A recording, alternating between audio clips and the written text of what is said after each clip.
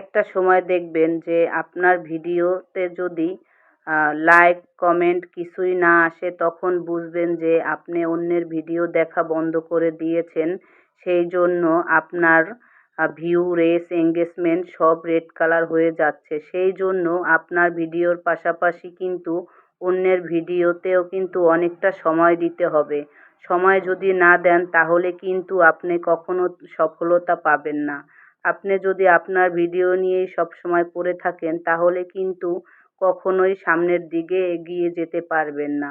সেই জন্য নিজের ভিডিওর পাশাপাশি অন্যের ভিডিওতেও কিন্তু সময় দিতে হবে, অন্যের ভিডিও দেখতে হবে, নন ফলোয়ার ভিডিও দেখতে হবে। নন ফলোয়ার ভিডিও কিন্তু ধাক্কা দিলে চলবে না। আপনার কিন্তু নন ফলোয়ার ভিডিও কিন্তু অনেক গুরুত্বপূর্ণ। আপনার নন ফলোয়ার ভিডিও দেখে বা ভালোভাবে গঠনমূলক কমেন্ট করবেন, তখন দেখবেন আস্তে আস্তে আপনার পেজটা কিন্তু অনেক গ্রো করবে। সেই জন্য ফলোয়ারেরও দরকার আছে পেজে, এবং নন ফলোয়ারেরও দরকার আছে। নন ফলোয়ার যদি আপনার ভিডিও না দেখে কখনো কিন্তু আপনি সফলতা পাবেন না। সেই জন্য নন ফলোয়ার ভিডিও যদি ধাক্কা না দেন, ধাক্কা না দিয়ে গঠনমূলক একটি কমেন্ট করে যাবেন, আর নন ফলোয়ার ভিডিও বেশি বেশি দেখবেন।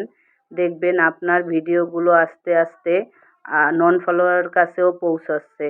তখন দেখবেন ধীরে ধীরে আপনার পেজটা বড় হচ্ছে, অন্যও আপনার ভিডিও দেখে লাইক, কমেন্ট এবং শেয়ার করবে। তখন আস্তে আস্তে আপনিও সফলতার কাছে পৌঁছিয়ে যাবেন। সেই জন্য হিংসা না, আসুন আমরা একসাথে মিলেমিশে সবাই কাজ করি।